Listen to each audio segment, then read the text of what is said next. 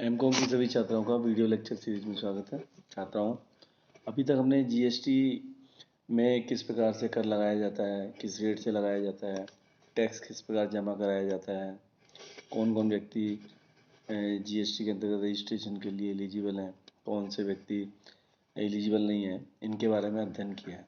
हमने देखा है कि जीएसटी के अंतर्गत बहुत सारे कंप्लाइंसेस करने पड़ते हैं, जिसमें मंथली रिटर्न्स भरनी पड़ती है, सेल की, परचेज की, जिनको GSTR 1, 2, 3 इत्यादि का नाम दिया गया है। इसके अलावा इसके अंतर्गत आपको एनुअल रिटर्न्स भी भरनी पड़ती है। तो इतनी सारी फॉर्मेलिटीज़ है, इतनी सारी कंप्लाइंसेस हैं कि आम व्यक्ति GST से काफ़ी डरा हुआ है। और ख़ास करके जो छोटे व्यापारी होते हैं, जिनकी टर्नओवर बहुत कम है, अगर वो उनको भी जीएसटी अपनानी पड़े, जीएसटी के अंतर्गत रजिस्ट्रेशन करना पड़े, तो उनके लिए तो मुझे लगता है पूरे साल कंप्लाइंसेस में ही निकल जाएगा। जितना इनका व्यापार नहीं होगा उससे ज़्यादा उनको इसके लिए सीए को पैसे देने पड़ेंगे या उसका सारे दिन ध्यान ही कोई रिटर्न रह तो नहीं गई है, क्योंकि रिटर्न अगर आप टाइम से नहीं भरोगे तो आपको उस पर पेनल्टी आदि देनी पड़ेगी।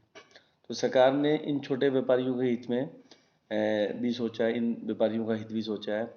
तो इसके जीएसटी के अंतर्गत ऐसे व्यापारी जिनकी टर्नओवर एक निश्चित सीमा से कम है, वो व्यापारी इस जीएसटी के अंतर्गत सम्मिश्रण उद्ग्रहण योजना अपना सकते हैं, जिसको इंग्लिश में हम कहते हैं कंपोजिशन स्कीम। कंपोजिशन स्कीम के अंतर्गत व्यापारी को एक निश्चित दर से कर का भुगतान करना पड़ता है। उसका जो टर्नओवर है, उस टर्नओवर का एक फिक्स रेट जो उसके लिए निर्धारित किया गया, उस फिक्स रेट से उसको भुगतान करना पड़ेगा। और ऐसे व्यापारियों को जो इस योजना को अपनाते हैं, उन व्यापारियों को कुछ रियायतें भी दी गई है और रियायतों के साथ उन पर कुछ प्रतिबंध भी लगाया गया है। क्योंकि अगर मान लीजिए इसको बिल्कुल ओपन कर दिया जाए, ऊपर छोड़ दिया जाए, तो फिर हर व्यापारी इस योजना को अपनाएगा, कोई भी जीएसटी रेगुलर जो स्कीम है उसको नहीं अपनाएगा। तो ऐसी दशा में कौन कौन सी प्रतिबंध हैं, कौन कौन सी रियायतें हैं जो ऐसे व्यापारी को दी गई है, इनका अध्ययन हम जीएसटी की धारा 10 के अंतर्गत करते हैं। तो सबसे पहले तो इसमें यह है कि इस योजना को अपनाने का आधार क्या है, कौन सा व्यापारी इस योजना को अपना सकता है। तो ऐसा व्यापारी जिसकी टर्नओवर पूर्व में सीमा 75 लाख थी और विशिष्ट राज्यों के लिए ये सीमा 50 लाख थी। विशिष्ट राज्यों में नॉर्थ ईस्टर्न स्टेट्स और हिमाचल इत्यादि के राज्य शामिल हैं। लेकिन चूँकि 75 लाख टर्नओवर बहुत कम थी, तो जीएसटी काउंसिल को ये अधिकार दिया गया है कि वह जीएसटी के अंतर्गत समय समय पर जो व्यापारियों को परेशानी होती है, उन परेशानियों का अध्ययन करके उनका निराकरण करें। तो व्यापारियों के द्वारा ये मांग की जाती रही है कि इस 75 लाख की सीमा को बढ़ाया जाए। तो जीएसटी काउंसिल के द्वारा उसकी बैठक में 27/6/2017 को ये पहले की सीमा थी, इसके बाद इस सीमा को बढ़ाकर 1.5 करोड़ रुपए कर दिया। अर्थात आज जो है ऐसा व्यापारी जिसकी एनुअल टर्नओवर 1.5 करोड़ रुपए से अधिक नहीं है, 1.5 करोड़ रुपए से कम है, वो व्यापारी इस स्कीम को अपना सकता है। तो इसका मतलब है कि 1.5 करोड़ रुपए भी एक अच्छी खासी टर्नओवर है। तो बहुत सारे व्यापारी, मध्यम वर्ग के व्यापारी इस सीमा से बाहर हो गए हैं, मतलब जीएसटी अपनाने से बाहर हो गए हैं। तो 1.5 करोड़ रुपए तक के जो टर्नओवर के व्यापारी हैं, वो व्यापारी इस कंपोजिशन स्कीम को अपना सकते हैं। तो विशिष्ट राज्यों में जो है इसमें आते हैं अरुणाचल प्रदेश, आसाम, मणिपुर, सिक्किम, मेघालय, मिजोरम, त्रिपुरा और हिमाचल प्रदेश को अधिसूचित किया गया है। अब इसमें जो कंपोजिशन स्कीम है, इसमें अधिकतम कर की दर क्या है? तो इसमें अधिकतम कर जो है वो आपका मैन्युफैक्चरर के लिए पहले ये आपकी 1% CGST थी और 1% SGST थी, और अधिकतम सीमा 2% थी, बाद में इसको भी संशोधित करके अभी जो वर्तमान में सीमा 0.5% CGST के रूप में देना पड़ेगा, 0.5% SGST के रूप में देना पड़ेगा, और अर्थात उसको कुल टर्नओवर का 1% से अधिक इसको कर नहीं देना पड़ेगा, मैक्सिमम 1% तक कर देना पड़ेगा।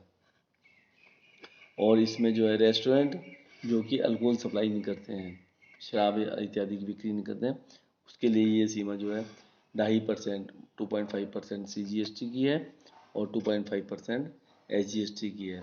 तो टोटल है 5% से ज़्यादा उसको कर नहीं देना पड़ेगा।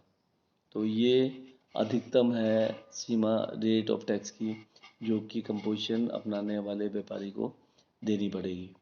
अब इस योजना के अंतर्गत कौन कौन सी शर्तें हैं जिनको पूरा करना पड़ता है, उन शर्तों के पूरा करने पर ये व्यापारी इस कंपोजिशन स्कीम को अपना सकता है। तो एक तो ये शर्त है कि इस योजना को ऐसे व्यापारी जो कि रेस्टोरेंट की सेवाएं प्रदान कर रहे हैं, केवल वही व्यापारी इसको अपना सकते हैं। इनके अलावा अन्य कोई भी सेवा प्रदाता व्यापारी इस योजना को कंपोजिशन स्कीम को नहीं अपना सकता है। नंबर 1 हो गया। नंबर 2, हमने देखा है कि GST के अंतर्गत पेट्रोलियम प्रोडक्ट्स को एग्जेम्प्ट कर रखा है, यानी पेट्रोलियम प्रोडक्ट पर संबंधित राज्य सरकारें अपने हिसाब से वैट इत्यादि लगा सकती है, जिसमें आपके पेट्रोल है, डीजल है, क्रूड ऑयल है और नेचुरल गैस है इत्यादि हैं। इन पर GST नहीं लगता है। अर्थात ऐसे व्यापारी जो कि इन सामानों को इनका व्यापार करते हैं, पेट्रोल डीजल इत्यादि का व्यापार करते हैं, वो कंपोजिशन स्कीम नहीं अपना सकते, क्योंकि उन पर GST लागू नहीं है। तो कंपोजिशन स्कीम GST के अंतर्गत इस पर लागू होने का सवाल ही नहीं होता। अर्थात ऐसे व्यापारी इन व्यापारियों को छोड़कर जो क्रूड ऑयल पेट्रोल इत्यादि बेचते हैं, उनको छोड़कर अन्य व्यापारी इस योजना को अपना सकते हैं। तीसरा पॉइंट है कि ऐसे व्यापारी जिसने इस कंपोजिशन स्कीम को अपनाया है, वो व्यापारी इंटर स्टेट आउटवर्ड सप्लाई नहीं कर सकता है। इंटर स्टेट आउटवर्ड सप्लाई का मतलब है कि वो व्यापारी जिस राज्य में उसका व्यापार स्थित है, केवल उसी राज्य में वो अपने व्यापार को कर सकता है। अर्थात माल बेचने का काम जो है वो विद इन स्टेट कर सकता है। आउट ऑफ स्टेट एक राज्य से दूसरे राज्य में ऐसा व्यापारी आउटवर्ड सप्लाई नहीं कर सकता है, लेकिन वो इंटर स्टेट माल क्रय तो कर सकता है, परचेज कर सकता है। तो ऐसे व्यापारी पे ये प्रतिबंध है कि वो इंटर स्टेट सप्लाई नहीं कर सकता है। इसके अलावा ई-कॉमर्स ऑनलाइन जो व्यापार करते हैं कोई भी कंपनी, वो या कोई व्यक्ति अगर ई-कॉमर्स वो व्यापार कर रहा है, ऑनलाइन व्यापार कर रहा है, तो वो भी कंपोजिशन स्कीम को नहीं अपना सकता है, क्योंकि कंपोजिशन स्कीम में ई-कॉमर्स में जो कंपनी लगी हुई है उसे जो है उद्गम स्थान पर TDS के रूप में कर काटना पड़ता है। तो चूंकि कंपोजिशन स्कीम में व्यापारी जो है वो जो इनवाइस जारी करता है, उस इनवाइस में अलग से कर नहीं लगा सकता है, उसको मतलब टैक्स इंक्लूसिव टैक्स इनवाइस जारी करनी पड़ती है। तो ऐसी दशा में वो ई-कॉमर्स वाला व्यक्ति जो है वो इसको कंपोजिशन स्कीम को नहीं अपना सकता है। इसके अलावा GST काउंसिल यदि किसी पर्टिकुलर व्यापार को अधिसूचित कर दे कि ये व्यापार में कंपोजिशन स्कीम लागू नहीं हो सकती है, तो ऐसी दशा में वो व्यापारी भी कंपोजिशन स्कीम को लागू या अपना नहीं सकता है। अब नेक्स्ट पॉइंट है कि समझौता योजना के विकल्प का कब समाप्त होना है। तो समझौता विकल्प योजना के अंतर्गत यदि गत वर्ष के किसी भी दिन उस व्यापारी की टर्नओवर निर्दिष्ट सीमा से अधिक हो जाती है, तो ऐसी दशा में वो व्यापारी उस दिन से कंपोजिशन स्कीम उस पर लागू नहीं होगी, अर्थात उसको रेगुलर स्कीम अपनानी पड़ेगी। तो एक बार अगर उसने कंपोजिशन से रेगुलर में आ गया है, तो अगले फाइनेंशियल ईयर में चाहे उसकी सीमा कम हो, क्योंकि उसको रेगुलर स्कीम अपनानी पड़ेगी। वो कंपोजिशन स्कीम भी नेक्स्ट ईयर के लिए नहीं अपना सकता है।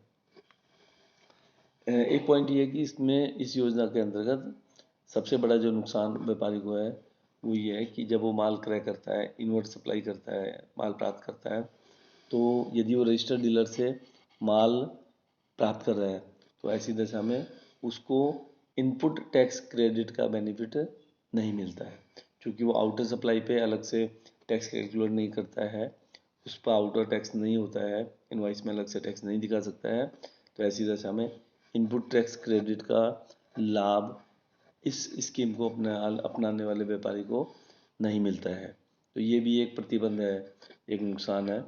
इसके अलावा यदि जो व्यापारी है वो कोई तथ्य छुपा कर इस स्कीम को अपना लेता है, अर्थात उसके टर्नओवर ज़्यादा है लेकिन वो हाइड कर लेता है, या अन्य कोई चीज़ कारण है जिससे ये पता लगता है उसने झूठ बोला है, तो ऐसी दशा में ऐसा व्यापारी अर्थदंड के कर के अलावा, कर तो देना ही पड़ेगा उसको, कर के अलावा अर्थदंड का भी भागी होगा।